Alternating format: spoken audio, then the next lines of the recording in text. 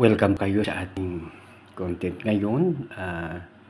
Ito po mga kaibigan ang lemon, no? So ang lemon po pala ay ang ginawa ko po kanina, hinugasan muna tapos ko ng hugas ibinabad ko ng 15 minutes sa tubig na may asin, tapos hinugasan ulit, tapos slice ng 4, tapos binabad sa mainit.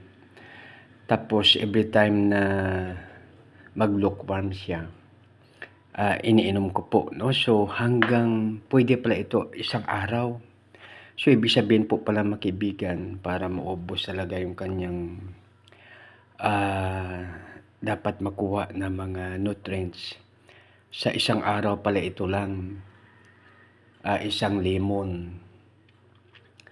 Tapos dito muna lagyan ng mainit na tubig, halimbawa almusal, tanghalian,